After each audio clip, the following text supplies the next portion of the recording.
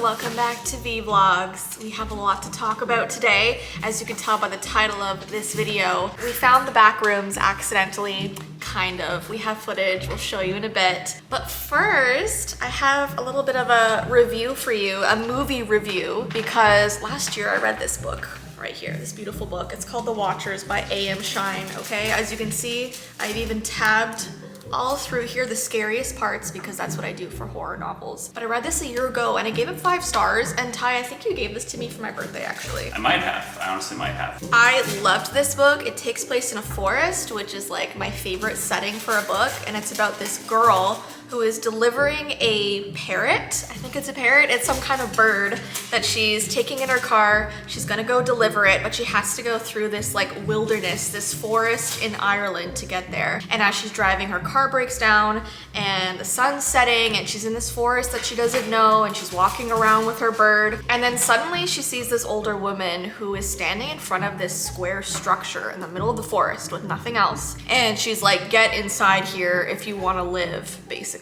And so she runs inside there, and I don't want to say any more because you gotta read the book, okay? It is so good. But it's kind of like a fantasy creature feature sort of thing. So I wouldn't call it paranormal or ghosty. It's just a thriller, mystery, folklore, all the fun stuff like that. So check it out. But we did get invited by Warner Brothers to go and watch the film because they did do a film adaptation of this. So we drove our little butts down to Toronto, which we don't really love doing all the time because we're scared, because we live in the country and driving in Toronto scares us, but we drove there, okay? Well, Ty drove there. You don't drive, like, period. I don't drive in the city or really ever anymore. So we got there, it was a packed theater, so exciting. And overall, okay, here are my thoughts. I liked the book better. People hate when people say that, right? The book was better. Don't people hate that? From the summary that you gave me, should I flip this? Seeing the video, I don't think they want to see me making a salad. I think they do. Or making a salad. Jessii, basically, as soon as the book finished, or at least she finished the book, that is, she came in very excited, told me that she really liked the book. I was glad because most of the books I give you, you're not a big fan of, unfortunately. You usually get about 100 pages and you stop DNF, whatever the heck the kids call it these days. So you're really excited and told me all these different story points. And then we went in to go see this movie. And it's always awesome to go to these premieres and see all this stuff. They do a really good job. But even though I haven't read the book, I feel like they very much diverged in the film. It was only 50% like the book. That's from a guy that didn't read the book, but I knew that. I still think it's worth it if you want to see something unique, because it's definitely not like any other horror movie out there or any other thriller movie out there. And if you like folklore, and that's all I'm gonna say. But read the book. Definitely read the book, okay? Headed back into Toronto right now. We can't escape it, Jess. We can't escape it. And the weather is so bad, of course. And so I'm in my green raincoat. Ty's in his orange raincoat. We match really well right now. It definitely clashes a little bit, but that's okay. But yeah, we're headed into Toronto. I felt so bad leaving Tummy. Every time we leave Tummy, because Winnie's fine. Like, she loves us being gone probably because she gets peace and quiet and she just sleeps. Like, whenever we come back, she's in the same spot on the couch. But Tummy, like his little face that he gives us when we're leaving, I always feel so bad. Anyways, though, he'll be okay. I know he'll be okay. He always is. We're headed into the city to see my Lyme doctor, who I actually haven't seen since 2019. He was the last person to put me on like the really long antibiotic treatment for Lyme. And this time seeing him is not so much about going on another treatment as it is updating him about my past year of, you know, all of my surgeries, getting my wisdom teeth out, getting my jaw infection, and just like generally feeling unwell. So we're gonna see what he can do for me. He's essentially a private doctor, so he doesn't just treat Lyme, he just like is just a private doctor. expensive, but it's what a lot of us chronically ill people have to do because healthcare is just, it's a struggle, you know, just generally, really anywhere in the world. It's really hard to find good doctors and good care and people who actually, you know, care about your well-being, you know? So we're gonna go and see how it is. And do you know what I'm most nervous for? Is it the parking garage you chose for us? It's the parking garage. I'm so scared.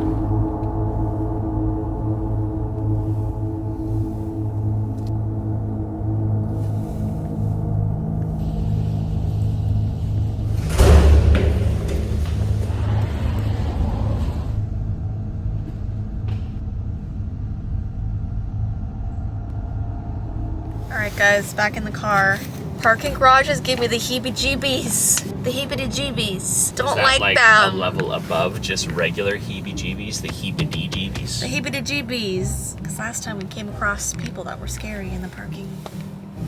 Somebody was screaming in their car.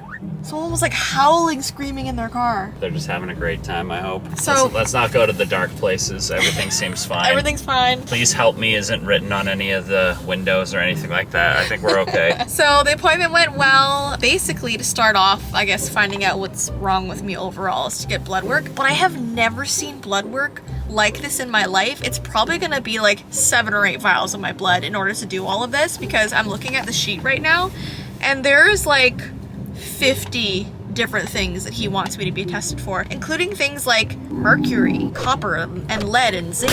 He asked me if I ate tuna, and I said yes, and then he was like, we're gonna put mercury down? Like, does he think I'm eating like 8 cans a week? And by the way, you're only supposed to have 1 can of tuna a week. There is a maximum because there is mercury in it. You're just eventually gonna become like a thermometer or something. No, but I saw... You'll grow taller if it gets warmer outside, and you'll shrink if it's colder. Someone on TikTok who didn't know you can't have like a lot of tuna, and I don't remember what color she was turning, but it was either like blue or gray. I think gray is like the usual tone with like mercury poisoning. I could be wrong because I know you turn blue if you have a lot of silver in your body, but I think gray is mercury. It's like sickly. Yeah, because she was having, I think, 3 or 4 cans a day for years, and so her skin was turning color. So I guess that's what we're testing for me, even though I just look pale. I don't look blue or gray. I mean, some would argue that it is sickly. I am sickly. But I am chronically sickly. It could be a sickly complexion, just a little bit. You were telling me yesterday how you're very pale and I'm very like purple. I called you like you're almost like a warmish skin tone, like an orangey, yellowy, and I'm just purple. I'm not yellow, Jess. I'm not. Anyways, gotta go get this blood test. Probably next week. You told me I can't have tuna a week or 2 before I get it, so no more tuna for me. All right, guys, so it's the next day. Out of breath a little bit. Today has been basically sectioned off to getting all this gardening done. When I say all this gardening, there's a lot of it. Had to rent out a tiller to do a huge chunk of it, even though I've never used a tiller in my life. I think we did an okay job though, getting everything roughed up before the plants go in, because you can't plant in hard ground, or at least not with these things. But we got about nearly 80 plants to put in the ground. I am mustering the courage to even do that, but I'm sure a lot of you aren't here to listen to me talk about chores. You're here for something a little spookier, so we'll get right to that after a breather. Whew.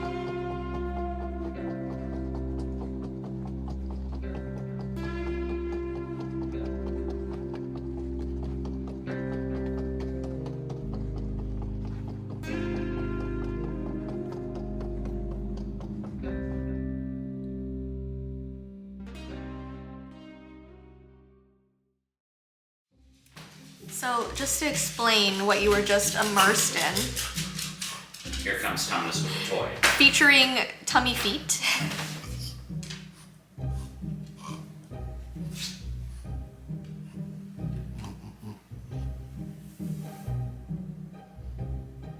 That was a very good explanation, buddy.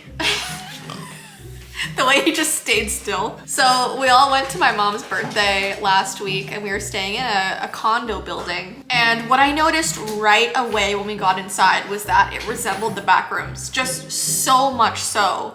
The endless hallways, the quiet. We did not see a soul while we were there. No people ever. And then there was just long hallways with not even any doors on the side. I have footage of when we first arrived and we were walking down the halls with my parents. And of course my dad is like running up and down because he loves to run and there was so much running room. And yeah, I just thought that we entered the back rooms, which is crazy because every time I see like videos of the back rooms or photos, you never think that you will find yourself in those situations or like those kind of liminal space areas, but we did for the first time ever, and it was thrilling but also terrifying. And for a moment there, I thought we wouldn't escape. But we did. We're home. We're well. And I hope you guys enjoyed this vlog, and we will see you very soon in our next one. Bye. I'm eating a pepper, not an apple. And why does that matter? It doesn't.